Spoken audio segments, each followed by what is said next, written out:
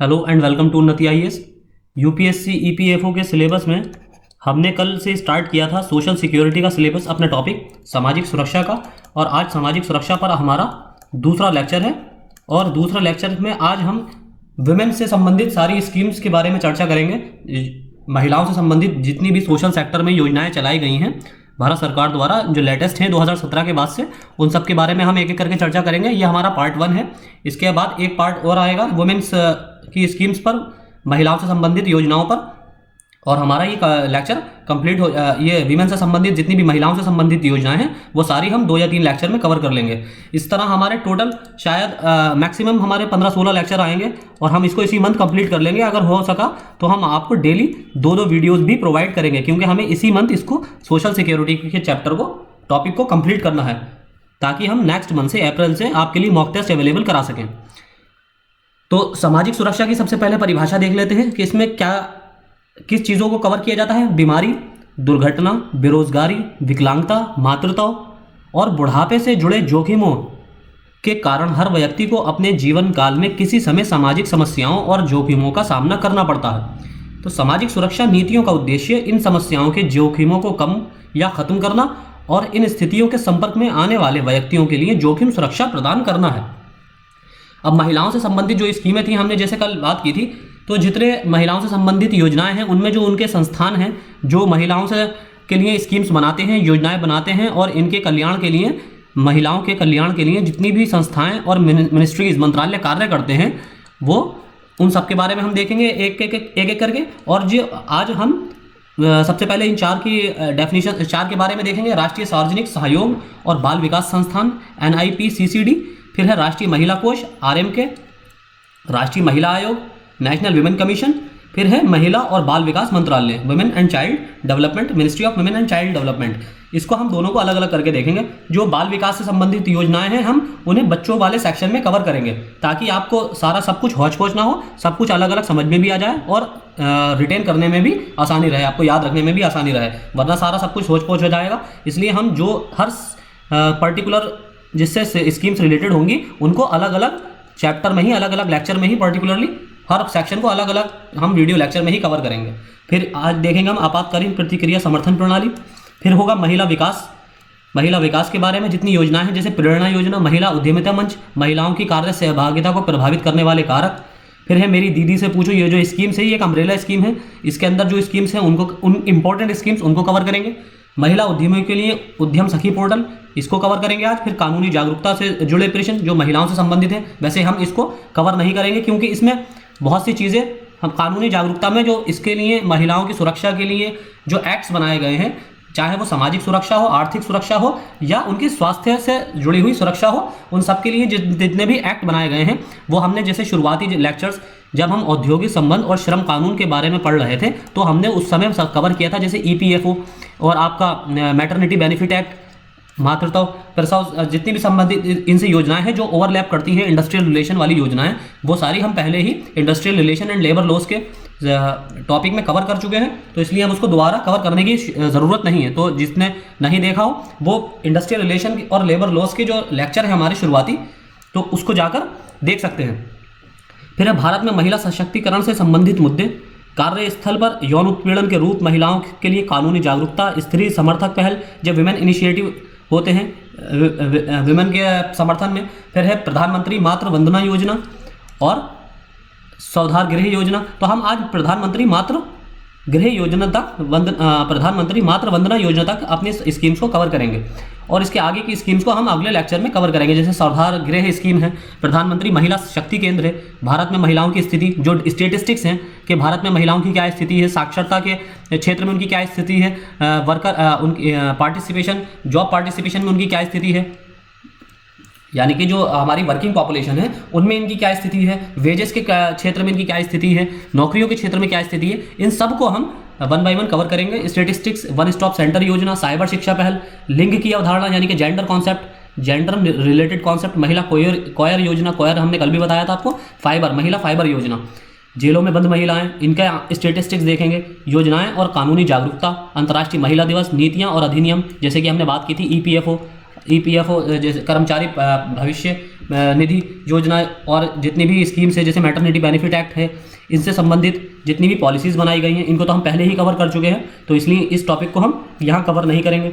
महिलाओं के लिए शिकायत और कानूनी सहायता, इसके अलावा भी जो स्कीम्स रह जाएंगे उनको हम लास्ट में, बिल्कुल जब हमारा सोशल सिक्योरिटी का चैप्टर खत्म हो जाएगा, चैप्टर बिल्कुल कंप्लीट हो जाएगा, उसके बाद हम देखेंगे कि कौन कौन सी लेटेस्ट स्कीम जो हमसे छूट गई हैं या इंपॉर्टेंट स्कीम्स जो चाहे पहले की भी हों कुछ साल, उनको भी हम कवर कर लेंगे। और आपसे भी मेरी रिक्वेस्ट है कि आपको भी अगर कोई स्कीम्स आपकी नॉलेज में हो तो आप हमें कमेंट सेक्शन में ज़रूर बताएं, हम उसको भी स्कीम्स में अपने कवर करेंगे।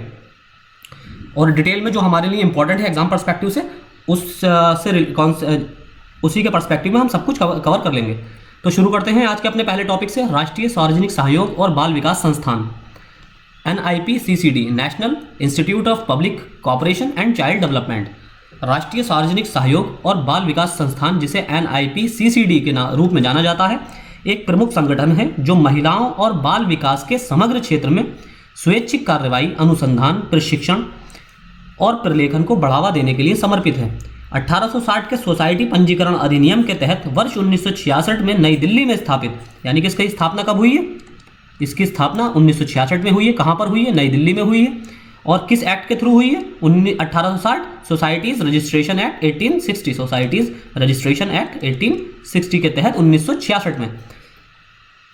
ये महिला और बाल विकास मंत्रालय के तत्वाधान में कार्य करता है। किस मिनिस्ट्री के अंडर आता है ये? आपको क्या क्या चीज़ें इंपॉर्टेंट याद रखनी है आपको हर स्कीम्स के अंदर, कि वो स्कीम्स किस मिनिस्ट्री से रिलेटेड है, मिनिस्ट्री कौन सी है, उसके ऑब्जेक्टिव्स क्या हैं, ये हमने कल भी बताया था आपको, उसका मोटिव क्या है, यानी कि बेनिफिशरीज, उसके बेनिफिशरीज कौन से हैं, यही आप, और वो कब लॉन्च की गई थी, बस आपको यही चीज़ें, लॉन्च कब की गई थी और बेनिफिशरीज कौन से हैं, आपको यही 3-4 चीज़ें याद रखनी है। लाभार्थी कौन से हैं और कंडीशंस क्या क्या हैं। फिर देश की क्षेत्र विशिष्ट आवश्यकताओं को पूरा करने के लिए संस्थान ने समय के साथ गुवाहाटी 1978 में, बेंगलोर 1980 में, लखनऊ 1982 और इंदौर में 2001 में 4 क्षेत्रीय केंद्र स्थापित किए हैं। तो आपसे इस तरह का भी क्वेश्चन पूछा जा सकता है कि निम्न में से कौन सा, किस स्थान पर राष्ट्रीय सार्वजनिक सहयोग और बाल विकास संस्थान का क्षेत्रीय कार्यालय मौजूद नहीं है या अवस्थित नहीं है। तो आपको 4 ऑप्शन में 3 ऑप्शन दे दिए जाएंगे और एक दूसरा कोई और ऑप्शन दे दिया जाएगा, या हो सकता है 5 या 6, जैसे कि यूपीएससी की एक फॉर्मेट है क्वेश्चन पूछने का, जो एक तरीका है, पैटर्न जो फॉलो करती है यूपीएससी के, 5-6 आपको शहरों के नाम दे दिए जाएं 1 2 3 4 5 6 करके, और उसमें से पूछा जाए कि उपरोक्त में से कौन से शहर या स्थान पर राष्ट्रीय सार्वजनिक सहयोग और बाल विकास संस्थान का कार्यालय स्थापित है या स्थापित नहीं है। तो इस तरह आपसे 1 2 3 या 3 2 4 3 4 5 इस तरीके से आपसे ऑब्जेक्टिव टाइप क्वेश्चन पूछ लिया जाए। फिर है संस्थान एकीकृत बाल विकास सेवा, यानी कि इंटीग्रेटेड चाइल्ड डेवलपमेंट सर्विस कार्यक्रम के प्रशिक्षण अधिकारियों के लिए एक सर्वोच्च संस्थान के रूप में कार्य करता है। एक नोडल संस्थान एजेंसी के रूप में इसे एकीकृत बाल संरक्षण योजना की नई योजना के तहत राष्ट्रीय और क्षेत्रीय स्तर पर अधिकारियों के प्रशिक्षण और क्षमता निर्माण की जिम्मेदारी भी सौंपी गई है। इसे महिला और बाल विकास मंत्रालय द्वारा भी नामित किया गया है, जो बाल अधिकारों के 2 महत्वपूर्ण मुद्दों पर प्रशिक्षण प्रदान करने और सार्क देशों के लिए महिला बच्चों की तस्करी की रोकथाम के लिए नोडल संस्था है। यानी कि ये महिला बच्चों के जो तस्करी होती है, जो स्मगलिंग होती है, चाइल्ड ट्रैफिकिंग को रोकने में भी यही संस्थान कार्य करता है। चाइल्ड ट्रैफिकिंग को रोकने के लिए भी यही संस्थान कार्य करता है। फिर इसके आगे है दूसरा, राष्ट्रीय महिला कोष, RM के राष्ट्रीय महिला कोष, इसको हिंदी में भी, वो इंग्लिश में भी राष्ट्रीय महिला कोष ही कहते हैं। राष्ट्रीय महिला कोष की स्थापना भारत सरकार ने मार्च 1993 में महिला और बाल विकास मंत्रालय के तहत एक स्वायत्त निकाय, यानी कि ऑटोनोमस बॉडी के रूप में की थी, ऑटोनोमस बॉडी के रूप में की गई थी। यह सोसाइटी पंजीकरण अधिनियम 1860 के तहत पंजीकृत किया गया था, यानी कि सोसाइटीज रजिस्ट्रेशन एक्ट 1860 के तहत इसे पंजीकृत किया गया था। 1993 में स्थापित महिला राष्ट्रीय कोष महिलाओं के सामाजिक आर्थिक सशक्तिकरण के लिए महिला और बाल विकास मंत्रालय के तत्वाधान में, ये भी ministry of women and child development के अंतर्गत आता है, में एक स्वायत्त निकाय के रूप में एक राष्ट्रीय स्तर का संगठन है। फिर तीसरा है राष्ट्रीय महिला आयोग, नेशनल कमीशन फॉर विमेन। राष्ट्रीय महिला आयोग भारत सरकार का वैधानिक निकाय है। आपको पॉलिटी के चैप्टर में भी इसको कवर करना है, इस टॉपिक को, राष्ट्रीय नेशनल कमीशन फॉर विमेन, इसको आपको कवर करना है कि इसका स्ट्रक्चर कैसा होता है, चेयरमैन कैसा होते हैं, इनकी योग्यता क्या है, क्वालिफिकेशंस क्या क्या है चेयरमैन बनने के लिए, और उसमें कितने सदस्य होते हैं, रिटायरमेंट एज क्या है, किनको बनाया जा सकता है, उनकी डिस्क्वालिफिकेशन कैसे होती है, डिस्क्वालीफाइड कैसे किया जा सकता है। तो ये सारी चीज़ें आपको पॉलिटिक्स से भी रिलेट करके आपको याद करनी है और पढ़नी है।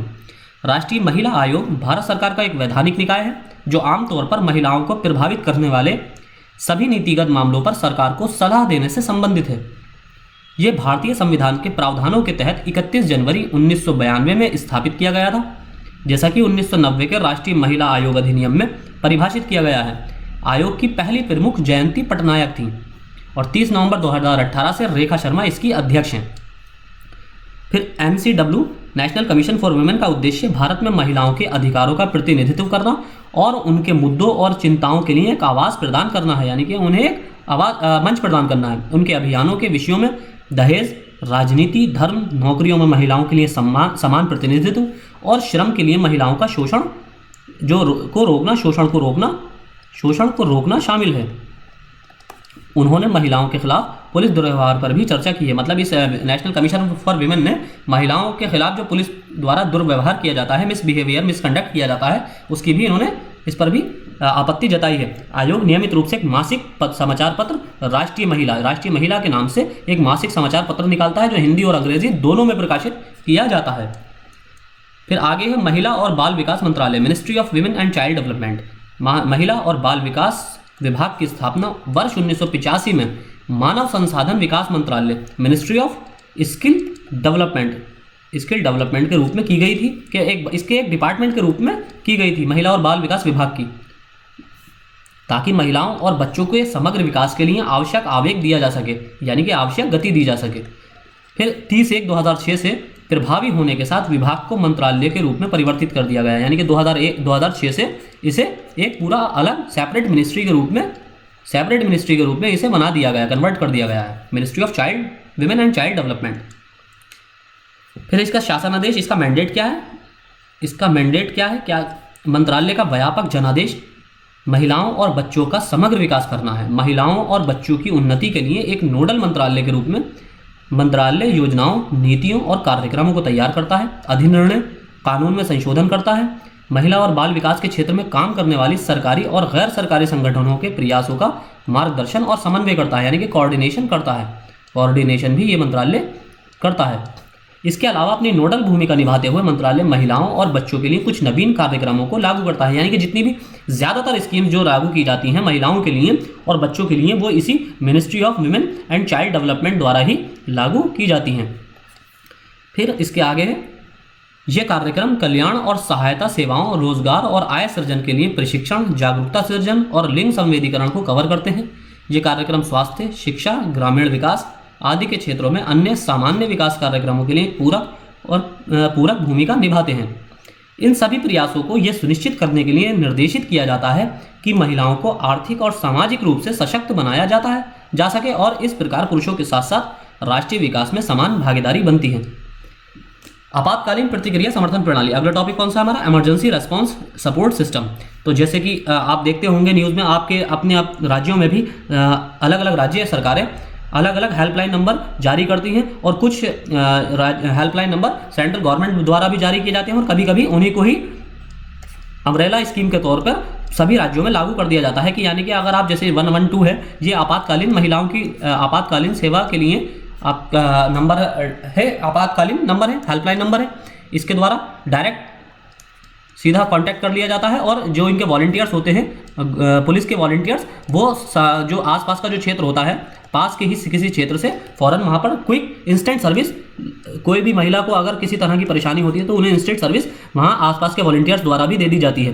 पुलिस द्वारा तो दी ही जाती है, साथ ही अगर पुलिस वहाँ से दूर है तो आसपास के वॉलंटियर्स फ़ौरन एक्टिव हो जाते हैं और उनको सर्विस प्रोवाइड करते हैं, या जो भी परेशानी होती है उसका सॉल्यूशन ये निकाल लेते हैं।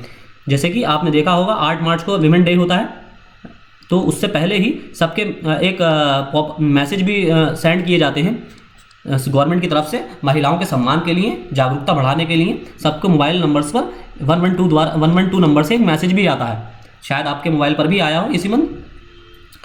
आपातकालीन प्रतिक्रिया सहायता प्रणाली आपात स्थिति में नागरिकों के लिए अखिल भारतीय एकल नंबर यानी कि सिंगल नंबर है, 112 आधारित आपातकालीन प्रतिक्रिया प्रणाली है, यानी कि इमरजेंसी रेस्पॉन्स सिस्टम है। आपातकालीन प्रतिक्रिया केंद्र 112 ईमेल, पैनिक बटन, जैसे पैनिक बटन होते हैं मोबाइल्स में, जैसे पैनिक बटन या फिर किसी बटन का कॉम्बिनेशन, जैसे स्विच की होती है मोबाइल में जो साइड में साइड में यहाँ पर जो बटन होता है स्विच ऑफ ऑन ऑफ करने का, उसको 2 या 3 बार दबाने पर एक ऑटोमेटिक पैनिक बटन एक्टिवेट हो जाता है और मैसेज ऑटोमेटिक ही सेंड हो जाता है जो हेल्पलाइन नंबर पर जो महिलाओं से ही रिलेटेड होता है। सक्रिय कॉल और 112 इंडिया मोबाइल ऐप के जरिए वॉइस कॉल के माध्यम से आपातकालीन कॉल प्राप्त करने में सक्षम है। फिर है महिला विकास, विमेन डेवलपमेंट। इसमें पहली योजना है हमारी प्रेरणा योजना, प्रेरणा स्कीम। लड़कियों की शादी की उम्र बढ़ाने और युवा माताओं और शिशुओं के स्वास्थ्य के हित में बच्चों के जन्म के बीच अंतर लाने में मदद करने के लिए जनसंख्या स्थिरता कोष, राष्ट्रीय जनसंख्या स्थिरीकरण कोष, भारत सरकार के एक स्वायत्त निकाय आवास और परिवार कल्याण मंत्रालय, ministry of housing and family welfare ने 7 केंद्रित राज्यों बिहार, उत्तर प्रदेश, मध्य प्रदेश, छत्तीसगढ़, झारखंड, ओडिशा और राजस्थान के सभी जिलों में एक जिम्मेदार अभिभावक रणनीति शुरू की है। यानी कि प्रेरणा योजना किससे रिलेटेड है? महिलाओं और जो युवा शादीशुदा महिलाएं हैं उनमें पहले बच्चे और दूसरे बच्चे के बीच में के जन्म के बीच में अंतर के लिए को प्रोत्साहित करने के लिए ये 7 राज्यों में केंद्रित स्कीम है प्रेरणा योजना, जो ministry of housing and family welfare से ने स्टार्ट की है। इसकी महत्वपूर्ण कंडीशंस क्या हैं? पति पत्नी को बीपीएल परिवार से संबंधित होना चाहिए। दूसरा, महिला की आयु 30 वर्ष से अधिक नहीं होनी चाहिए। तीसरा, लड़की की शादी 19 साल की आयु के बाद होनी चाहिए। शादी के कम से कम 2 साल बाद पहले बच्चे का जन्म होना चाहिए। ये सारी कंडीशंस आपको याद रखनी है। शादी के 2 साल बाद, यानी कि लड़की की शादी 19 साल की उम्र के बाद होनी चाहिए, पहले सबसे इंपॉर्टेंट कंडीशन ये है। दूसरी कंडीशन, उसकी उम्र 30 साल से अधिक नहीं होनी चाहिए। और इसी में 19 साल में दूसरी कंडीशन एक और ये है कि पहला बच्चा जो होना चाहिए वो शादी के कम से कम 2 साल बाद होना चाहिए और पहले बच्चे के जन्म से कम 3 साल बाद दूसरे बच्चे का जन्म होना चाहिए। माता पिता स्वेच्छा से दूसरे जन्म के 1 वर्ष के भीतर परिवार नियोजन का स्थायी तरीका स्वीकार करते हैं। ये सारी ही कंडीशंस, 6 की 6 कंडीशंस या जो है लागू होने पर जरूरी, ऐसा नहीं कि ये सारी 6 कंडीशन होने पर ही वो एलिजिबल हो, कोई भी कैंडिडेट या कोई भी विमेन इसकी पात्र होगी, ऐसा नहीं है। अभी आगे देखेंगे हम कि इनका कॉम्बिनेशन होना चाहिए। वो कॉम्बिनेशन क्या है? जैसे कि उपरोक्त 4 यानी कि क्रम संख्या 1 से 4 तक अगर शर्तें पूरी होती हैं, यानी कि 1 से 4 तक कौन सी है? पति पत्नी को बीपीएल परिवार से संबंधित होना चाहिए, महिला की आयु 30 वर्ष से अधिक नहीं होनी चाहिए, लड़की की शादी 19 साल बाद होनी चाहिए और शादी के कम से कम 2 साल बाद पहले बच्चे का जन्म होना चाहिए। अगर ये 4 कंडीशन पूरी हो जाती हैं तो आगे क्या है उसमें पुरस्कार के रूप में क्या मिलेगा? 10,000 रुपये। अगर जो लड़का है वो बॉय चाइल्ड है तो उसे 10,000 रुपये दिए जाएंगे माता को, और अगर गर्ल चाइल्ड है तो उसे 12,000 रुपये प्रोवाइड किए जाएंगे। लेकिन उपरोक्त सभी 6 की 6 शर्तें पूरी हो जाती हैं तो पुरस्कार का भुगतान क्या होगा? 15,000 रुपये। यदि अगर दोनों ही बॉय चाइल्ड हैं, किसी भी दंपति के अगर दोनों बॉय चाइल्ड हैं तो उनको 15,000 रुपये दिए जाएंगे टोटल।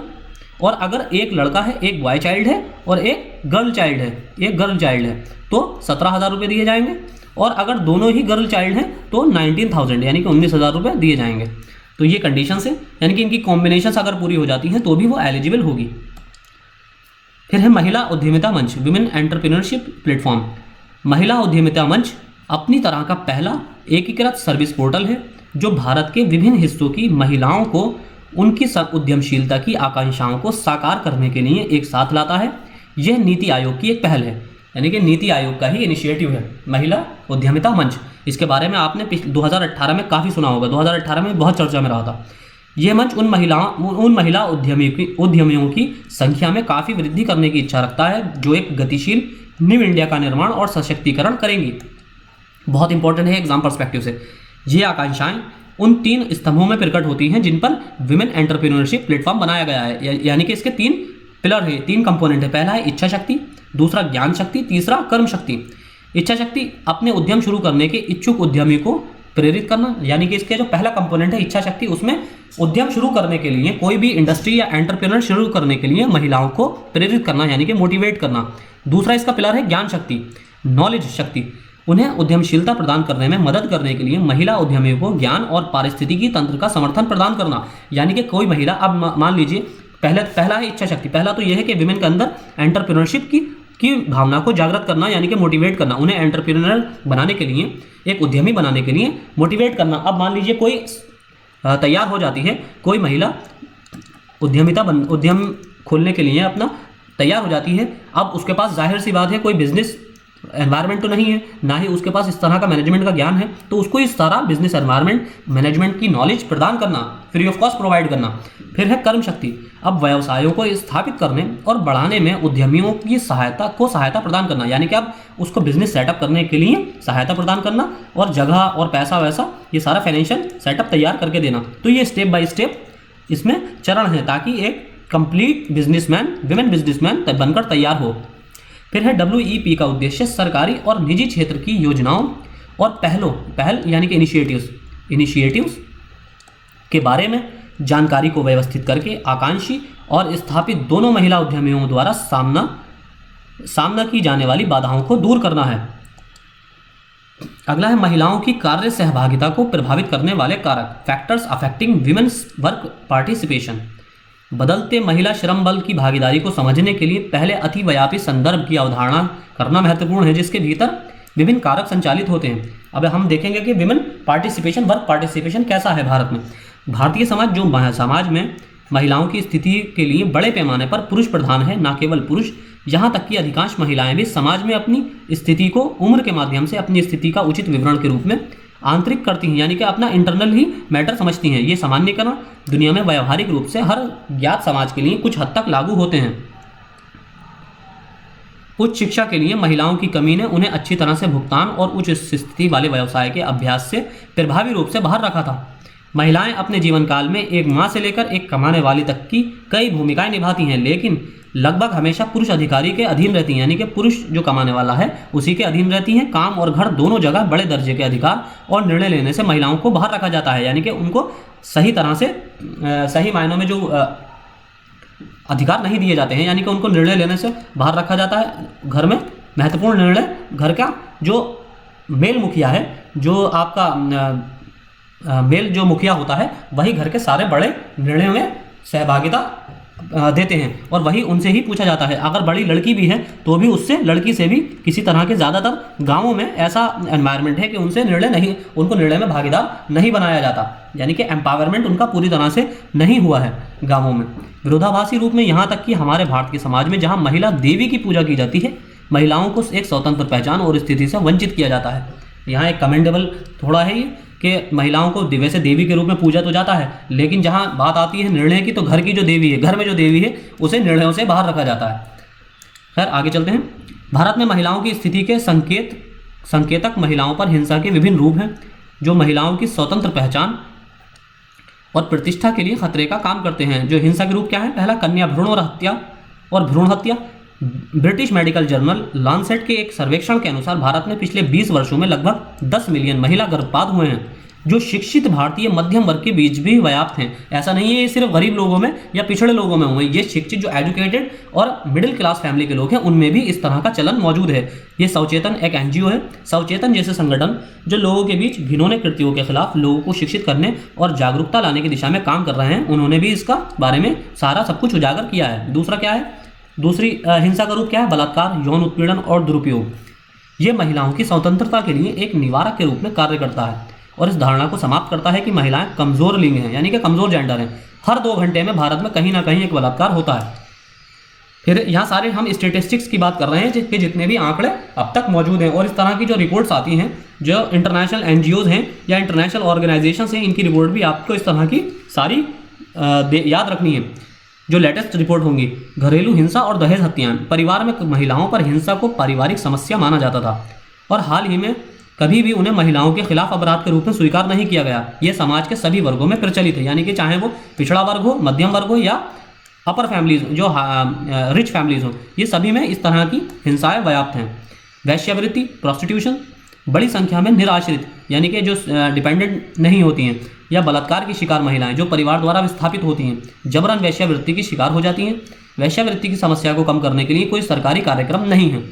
फिर महिलाओं का उद्देश्य, महिलाओं को अश्लील प्रतिनिधित्व निषेध अधिनियम 1986 विज्ञापनों या प्रकाशनों, लेखन, चित्रों आदि के माध्यम से महिलाओं के अश्लील प्रतिनिधित्व को प्रतिबंधित करता है, यानी कि इस एक्ट के माध्यम से किसी भी तरह का अश्लील विज्ञापन जारी नहीं किया जा सकता।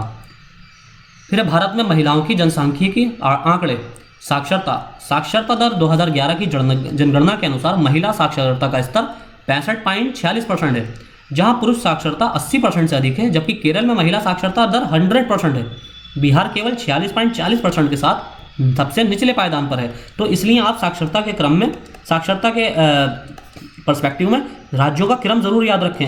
एग्जाम के लिए आप राज्यों का क्रम जरूर याद रखें। महिला साक्षरता में एग्जाम जो स्टेट का क्रम क्या है, स्टेट की क्रोनोलॉजी याद रखें। और स्टेट में भी आप ग्रामीण और शहरी साक्षरता के बीच में तुलना करते हुए दोनों को तुलना करते हुए चलें। और शहरी और ग्रामीण को भी अलग अलग क्रोनोलॉजिकल ऑर्डर में आप याद रखें कि किस राज्य में शहरी महिला साक्षरता अधिक है और किस में ग्रामीण महिला साक्षरता अधिक है। फिर है रोजगार। कुल महिला आबादी का 21.9% भारतीय कार्यबल का एक हिस्सा है। ग्रामीण क्षेत्रों में और कृषि क्षेत्र में महिलाओं की संख्या नियोजित है। ग्रामीण महिला श्रमिकों का के बीच 87%, कृषि के श्रमिक, कृषक, स्वरोजगार जैसे फेरी वाले आदि हैं, यानी असंगठित क्षेत्र में जो लगभग हमेशा अदृश्य रहते हैं। समान पारिश्रमिक अधिनियम 1976 के बावजूद, यानी कि इक्वल रेम्युनरेशन एक्ट 1976 के बावजूद महिलाओं का कम मजदूरी का भुगतान किया जाता है। फिर इसमें है राजनीतिक स्थिति। हालांकि भारत की एक महिला प्रधानमंत्री स्वर्गीय सुश्री इंदिरा गांधी थी, लेकिन महिलाओं का संसद और अन्य राज्यों और स्थानीय निकायों में काफ़ी प्रतिनिधित्व नहीं है। राज्यसभा में केवल 9% महिलाएं हैं और लोकसभा में केवल 11%। इन आंकड़ों का आप लेटेस्ट आंकड़े आप अपनी तरफ से, अपनी ओर से भी चेक कर सकते हैं कि लेटेस्ट आंकड़े राज्यसभा में कितने हैं और लोकसभा में क्या है लेटेस्ट आंकड़े, तो आप उसी के अकॉर्डिंग अपडेट कर लीजिए। फिर है भारत में महिलाओं की कार्य सहभागिता कारक। ये अभी हम थोड़ा स्टेटिस्टिक्स देख रहे हैं, इसके बाद के हम एक दो आज स्कीम्स देखेंगे, उसके बाद के हम कल के लेक्चर में सारी स्कीम्स ही कवर करते चलेंगे। भारत में महिलाओं की कार्य सहभागिता कारक। सामान्य तौर पर महिलाओं की कार्य सहभागिता दर में दशकों से गिरावट आ रही है। देखिए स्टेटिस्टिक्स यानी कि महिलाओं से संबंधित या जिनकी भी स्कीम्स हमें बनानी है, जब आप ऑफिसर रैंक पर या गैजेटेड पोस्ट पर आते हैं, तो जब आप यानी कि पॉलिसी मेकिंग की पोस्ट पर आते हैं, जब ऐसी पोस्ट पर आते हैं जहां आपको पॉलिसी की मेकिंग करनी बनानी है, तो उसको बनाने के लिए आपको सबसे पहले पता होना चाहिए कंडीशंस, यानी कि और उसकी प्रॉब्लम्स पता होनी चाहिए कि अगर आप किसी के वेलफेयर के लिए स्कीम्स बना रहे हैं तो आपको उनकी प्रॉब्लम्स पता होनी चाहिए। और प्रॉब्लम्स पता होने के लिए क्या होना पड़ेगा, उस पर्टिकुलर सेक्शन के, जिस सेक्शन के लिए आप स्कीम्स बना रहे हैं, जिस सेक्शन के लिए आप वेलफेयर स्कीम्स बना रहे हैं, आपको उनके स्टेटिस्टिक्स यानी कि उनके आंकड़ों का पता होना चाहिए। आंकड़े आप कैसे पता होंगे, वो तो आपको कोई मिनिस्ट्री ही प्रोवाइड करेगी, ऐसा तो नहीं है आप घर घर जाकर आंकड़े लेंगे। तो आंकड़ों से ही आप उनकी प्रॉब्लम्स देखेंगे कि कहाँ प्रॉब्लम है, कहाँ आपको फोकस करना है और किस तरह की पॉलिसीज़ बनानी है और उन पॉलिसीज़ में किन किन चीज़ों का ध्यान रखना है। तो इसलिए हम स्कीम्स बताने से पहले आपको सारे स्टेटिस्टिक्स बताने की यहाँ कोशिश कर रहे हैं कि आपको स्टेटिस्टिक्स भी पते होने चाहिए और ज़रूरी है कि यही सबसे पहले पता होने चाहिए, तभी आपको आसानी से एक आप इंटेलिजेंट गैस भी लगा सकते हैं एग्जाम हॉल में। अगर आपको किसी स्कीम्स की कोई कंडीशंस मालूम नहीं है तो आप आसानी से उस पर इंटेलिजेंट गैस भी लगा सकते हैं कि इस टाइम भारत के इस सेक्शन की स्थिति ये है, तो इसके लिए हो सकता है इसी तरह की कोई पर्टिकुलर रिलेटेड कंडीशन लागू की गई हो, तो आप इंटेलिजेंट गैस भी वहाँ पर काम कर सकते हैं। तो आते हैं वापस अपने टॉपिक पर।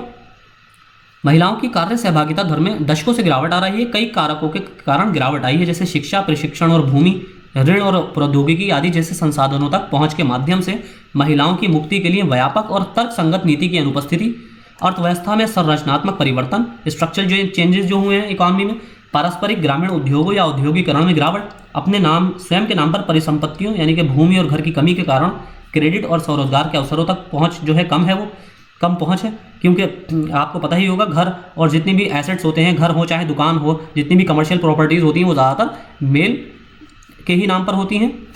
मेल जो आपके मुखिया होते हैं उन्हीं के ही नाम पर होती हैं। तो इसलिए और कोई भी बैंक किसी ना किसी चीज़ को कोलेटरल रखने के बाद ही कोई लोन प्रोवाइड करता है। पुरुषों और महिलाओं के खिलाफ लिंग के आधार पर श्रम विभाजन और तकनीकी प्रगति महिलाओं के खिलाफ काम करती है। रोजगार और उत्पादकता बढ़ाने के लिए सरकारी कार्यक्रमों को पुरुषों और महिलाओं पर अधिक ध्यान केंद्रित किया जाता है और उन्हें सक्रिय प्रतिभागियों के बजाय लाभार्थियों के रूप में देखा जाता है। इसी तरह आगे है हमारा महिला उद्यमियों के लिए उद्यम सखी पोर्टल। ये हमारी नई स्कीम्स, उद्यम सखी पोर्टल फॉर वुमेन एंटरप्रेन्योरशिप। पिछले कुछ वर्षों में भारत में महिला उद्यमिता में रिकॉर्ड वृद्धि हुई है, यानी कि जो पिछले कुछ वर्षों में हमारे यहाँ बहुत ज़्यादा महिला जो वुमेन एंटरप्रेन्योर्स की वृद्धि हुई है और अधिक महिलाएं इस दिशा में अपना करियर बना रही हैं। भारत में लगभग 8 मिलियन महिलाएं हैं जिन्होंने अपना व्यवसाय शुरू किया है या चला रही हैं। इसके अलावा भारत में कॉरपोरेट वरिष्ठ प्रबंधन पदों में महिलाओं की हिस्सेदारी 24% है। ये आंकड़े आपको बहुत ज़रूरी हैं याद रखने, और इसको अपनी तरफ से एक बार अपडेट भी कर लीजिए। वैसे ही हमने अपडेट ही जहाँ तक हो सका हमने अपडेट आंकड़े ही रखे हैं। फिर है मिशन। इनका मिशन क्या है? उद्यम सखी महिला उद्यमों को प्रोत्साहित करना और उनके हितों की रक्षा, परामर्श, सहायता और सुरक्षा करना चाहते हैं। ये मुक्त प्रतिस्पर्धा परिधि उद्यम को संरक्षित करता है और हमारे राष्ट्र की समग्र अर्थव्यवस्था को बनाए रखने और मजबूत करने के लिए काम करता है। फिर आगे है उद्यम सखी भारतीय महिलाओं को व्यवसाय शुरू करने और बनाने और विकसित करने में मदद करती है। यह स्वीकार करता है कि उद्योग में महिला उद्यमी राष्ट्र के भविष्य के निर्माण और आज के वैश्विक बाजार में भारत की प्रतिस्पर्धा में मदद करने के लिए आर्थिक सुधार और ताकत के लिए महत्वपूर्ण है। अगला टॉपिक है हमारा भारत में महिला सशक्तिकरण से संबंधित मुद्दे, issues related to women empowerment in India. महिला सशक्तिकरण की पहल भारतीय संविधान में लैंगिक समानता का सिद्धांत अपने प्रस्तावना, मौलिक अधिकारों, मौलिक कर्तव्यों और निर्देशक सिद्धांतों में निहित है। यानी कि जितने भी जो लैंगिक समानता की जो अवधारणा है, जेंडर इक्वालिटी की, वो इसकी प्रेम्बल में भी है, मौलिक अधिकारों में भी यानी कि फंडामेंटल राइट्स में भी की गई है, मौलिक कर्तव्य फंडामेंटल ड्यूटीज़ में भी की गई है, और डायरेक्टिव प्रिंसिपल्स ऑफ स्टेट्स में भी की गई है। संविधान न केवल महिलाओं को समानता प्रदान करता है बल्कि राज्य को महिलाओं के पक्ष में सकारात्मक भेदभावों के उपायों को अपनाने का भी अधिकार देता है। एक लोकतांत्रिक राजनीति के ढांचे के भीतर हमारे कानूनों, विकास नीतियों, योजनाओं और कार्यक्रमों का उद्देश्य विभिन्न क्षेत्रों में महिलाओं की उन्नति है। 5वीं पंचवर्षीय योजना 1974 से 78 के बाद से महिलाओं के मुद्दों पर कल्याण से विकास तक के दृष्टिकोण में एक उल्लेखनीय बदलाव हुआ है। हाल के वर्षों में महिलाओं की स्थिति के निर्धारण में महिलाओं के सशक्तिकरण को केंद्रीय मुद्दे के रूप में मान्यता दी गई है। फिर महिलाओं के अधिकार और कानूनी अधिकारों के लिए की सुरक्षा के लिए 1990 में संसद के एक अधिनियम द्वारा राष्ट्रीय महिला आयोग की स्थापना की गई थी। भारत के संविधान के 73वें और 74वें संशोधन 1993 में महिलाओं के लिए पंचायतों और नगरपालिका के स्थानीय निकायों में सीटों का आरक्षण का प्रावधान किया गया, जो स्थानीय स्तर पर निर्णय लेने में उनकी भागीदारी के लिए एक मजबूत नींव रखते हैं। जबकि आप एक चीज़ देखेंगे कि स्थानीय स्तर पर यानी कि आपके पंचायत चुनावों में और नगरपालिका चुनावों में तो सीटों का आरक्षण है 33% का, लेकिन विधानसभा और आपका लोकसभा, राज्यसभा, यहाँ पर सीटों का आरक्षण की कोई बात नहीं की गई है। लैंगिक असमानता, हालांकि संविधान में वर्णित लक्ष्यों, कानून, नीतियों, योजनाओं, कार्यक्रमों और एक तरफ संबंधित तंत्र और भारत में महिलाओं की स्थितिजन्य वास्तविकता के बीच व्यापक अंतर मौजूद है। भारत में महिलाओं की स्थिति पर उच्च स्तरीय समिति की रिपोर्ट 2015 में इसका बड़ा पैमाने पर विश्लेषण किया गया है। लिंग असमानता विभिन्न रूपों में प्रकट होती है। सबसे स्पष्ट पिछले कुछ दशकों में जनसंख्या में लगातार गिरते महिला अनुपात की प्रवृत्ति, यानी कि जो भी विमेन जो सेक्स रेशो है, विमेन सेक्स रेशो, उसमें लगातार कमी आ रही है, वो लगातार डिक्लाइन हो रहा है। सामाजिक रूढ़िवादिता जो कंजर्वेटिज्म है, घरेलू और सामाजिक स्तरों पर हिंसा, तीव्र मजदूरी अंतर यानी कि ज़्यादा से ज़्यादा जो उसमें अंतर बढ़ता जा रहा है, जो भी सैलरीज में अंतर बढ़ता जा रहा है पुरुषों और महिलाओं की, और समाज में निरंतर संशोधन। कुछ अन्य अभिव्यक्तियां हैं, प्रवासन, कम होता लिंगानुपात जो इसकी अभी बात की गई थी, सेक्स रेशो, पर्यावरण की गिरावट ने महिलाओं की वैधता में वृद्धि की है। लैंगिक असमानता के अंतर्निहित कारण सामाजिक और आर्थिक संरचना से संबंधित हैं, जो अनौपचारिक और औपचारिक मानदंडों और प्रथाओं पर आधारित हैं। मेरा मानना यह है कि आपको इस साल आपका 2011 का सेंसस जो है, जो अपडेटेड 2015 में किया गया था, इसको आपको एक बार बिल्कुल सही अच्छे से पढ़ के और एक एनालिटिकल रूप में आपको इसको पढ़ के जाना होगा, क्योंकि ये लास्ट ईयर है। इसके बाद तो आपका फिर नया जनगणना आ जाएगी। तो मुझे ऐसा लग रहा है कि इस बार आपके जनगणना से, सेंसस से क्वेश्चन पुटअप किए जा सकते हैं, जो कि एनालिटिकल फॉर्म में होंगे, जो तुलनात्मक विश्लेषण पर आधारित होंगे। तो इसलिए आप आपका जेंडर जितनी भी इनइक्वालिटी है, आपकी साक्षरता, लिटरेसी, वीमेन की लिटरेसी और वीमेन का ये सेक्स रेशो क्या है हमारा, इसकी क्रोनोलॉजी किस स्टेट में ज़्यादा है, किस में कम है, शहरों में कितनी है, ग्रामीण क्षेत्रों में कितनी है, तो क्षेत्र वाइज आपको डिवाइड करके आपको इनको बिल्कुल एनालिटिकल तुलनात्मक रूप में इसका अध्ययन करना है। कठिन परिस्थितियों में कमज़ोर हाशिए पर महिलाएं, निम्नलिखित लड़कियां या महिलाओं को कमज़ोर और हाशिए पर और कठिन परिस्थितियों में माना जाता है। कौन कौन सी महिलाएं होती हैं? हिंसा से प्रभावित महिलाएं, घरेलू हिंसा, फिर बलात्कार पीड़ित जो होती हैं, फिर तस्करी से जुड़ी महिलाएं, जो भी ट्रैफिकिंग से जुड़ी होती हैं, जुड़ी महिलाएं जादू टोना का शिकार जो होती हैं, फिर है तेजाब का हमला, एसिड अटैक का जो शिकार होती हैं, एसिड अटैक्स जो होते हैं आज दिन खबरों में आप सुनते होंगे। फिर इसी तरह आंतरिक विस्थापन, आपदाओं और पलायन से प्रभावित महिलाएं, या तो आर्थिक कारणों से प्रभावित होती हैं या संघर्ष शरणार्थी महिलाएं होती हैं, रेफ्यूजीज होती हैं। फिर SEZ बांधों के निर्माण, जो स्पेशल इकोनॉमिक जोन होते हैं उनको बनाने से जो विस्थापित हो जाती हैं महिलाएं, या पूरे पूरे गांव विस्थापित हो जाते हैं, डिस्प्लेसमेंट हो जाता है, उसमें जो विस्थापित होने वाली महिलाएं होती हैं वो बहुत ज़्यादा वल्नरेबल सेक्शन होता है। प्राकृतिक या मानव से निर्मित आपदाओं से प्रभावित महिलाएं। फिर इसी तरह महिला और श्रम, घरेलू श्रम, बंधुआ मजदूर, बॉन्डेड लेबर, बेसहारा महिलाएं जो बेघर हैं। फिर कृषि में महिलाएं, भूमिहीन महिलाएं, सीमांत महिला किसान, कृषि श्रमिक, इन सब पर स्कीम्स बनाई जाती हैं गवर्नमेंट ऑफ इंडिया द्वारा। महिलाएं और स्वास्थ्य, HIV एड्स से प्रभावित महिलाएं, जानलेवा बीमारियों से पीड़ित महिलाएं, इसी तरह विकलांग महिलाएं, वृद्ध महिलाएं, झुग्गी झोपड़ियों में रहने वाली महिलाएं, कैदी महिलाएं, जातीय और सामाजिक रूप से कमजोर समुदायों से संबंधित महिलाएं, जातीय और धार्मिक अल्पसंख्यक जैसे विशेष रूप से मुस्लिम संबंधित महिलाएं, सामाजिक रूप से पिछड़े समुदाय जैसे SC ST OBC से संबंधित महिलाएं। फिर इसी तरह एकल महिला जैसे किशोरियां, सिंगल, विधवाएं। फिर वो महिलाएं जिनके पति संघर्ष के कारण गायब हैं, जैसे खो गए हैं, मिल नहीं रहे। फिर वासी महिलाएं, रेफ्यूजीज, तलाकशुदा महिलाएं। फिर डाइवोर्स विमेन हो गई। फिर अविवाहित महिलाएं। फिर अवांछित माताएं जो समझ रहे होंगे आप, अनविव्ड जो वीमेन होती हैं, उनसे संबंधित योजनाएं बनाई जाती हैं। फिर बेघर और निराश्रित महिलाओं की उपरोक्त श्रेणियां अपने अद्वितीय सामाजिक, सांस्कृतिक परिस्थितियों के कारण या हिंसा या दुर्व्यवहार की शिकार होने के कारण खुद को अधिक असुरक्षित महसूस करती हैं। इन समूहों को अपनी आवश्यकता को संबोधित करने के लिए विशेष हस्तक्षेप की आवश्यकता होती है। फिर अब है स्त्री समर्थक पहल, जैसे प्रो वुमेन इनिशिएटिव्स कौन से हैं, जैसे मेरी सहेली पहल। मेरी सहेली ये भारतीय रेलवे ने अपनी यात्रा के लिए, पूरी यात्रा के लिए ट्रेनों से यात्रा करने वाले स्टेशनों से गंतव्य स्टेशन तक जाने वाली महिला यात्रियों को सुरक्षा प्रदान करने के उद्देश्य से सभी क्षेत्रों में महिलाओं की सुरक्षा पर ध्यान केंद्रित करने के लिए मेरी सहेली पहल शुरू की है। मेरी सहेली किसने की है? भारतीय रेलवे ने। मेरी सहेली पहल की शुरुआत सितंबर 2020 में दक्षिण पूर्व रेलवे, साउथ ईस्टर्न रेलवे में पायलट परियोजना के रूप में शुरू की गई थी, और महिला यात्रियों से उत्साहजनक प्रतिक्रिया मिलने के बाद इसे सभी रेलवे जोनों में, जितने भी रेलवे जोन हैं सभी रेलवे जोनों में इसका एक्सपेंशन कर दिया गया है। सभी रेलवे जोन में इसका एक्सपेंशन कर दिया गया है। मेरी सहेली पहल किसके द्वारा लॉन्च की गई है? भारतीय रेलवे द्वारा। फिर है प्रधानमंत्री मातृ वंदना योजना। प्रधानमंत्री मातृ वंदना योजना भारत सरकार द्वारा संचालित मातृत्व लाभ कार्यक्रम है। ये 2017 में पेश किया गया था, लॉन्च किया गया था, और ये महिला और बाल विकास मंत्रालय द्वारा लागू किया गया है। महिला, women and child development, ministry of women and child development द्वारा लागू किया गया है। ये पहली जीवित जन्म के लिए 19 वर्ष या उससे अधिक उम्र की गर्भवती और स्तनपान कराने वाली महिलाओं के लिए एक सशर्त नकद हस्तांतरण योजना है, यानी कि कैश बेनिफिट ट्रांसफर योजना है। कैश बेनिफिट दिया जाता है इसमें। ये महिलाओं को प्रसव और प्रसव के दौरान मजदूरी हानि के लिए महिलाओं को एक आंशिक मजदूरी मुआवजा और सुरक्षित प्रसव और अच्छे पोषण और ब्रेस्ट फीडिंग प्रथाओं के लिए शर्तें प्रदान करता है। 2013 में राष्ट्रीय खाद्य सुरक्षा अधिनियम 2013 के तहत अधिनियम में वर्णित 6,000 रुपये के नकद मातृत्व लाभ के प्रावधान को लागू करने के लिए ये योजना बनाई गई थी। फिर इसमें पात्र लाभार्थियों को संस्थागत प्रसव यानी कि इंस्टीट्यूशनल डिलीवरीज, इसकी कंडीशन सबसे ज़रूरी यही है कि इसमें इंस्टीट्यूशनल डिलीवरीज होनी चाहिए।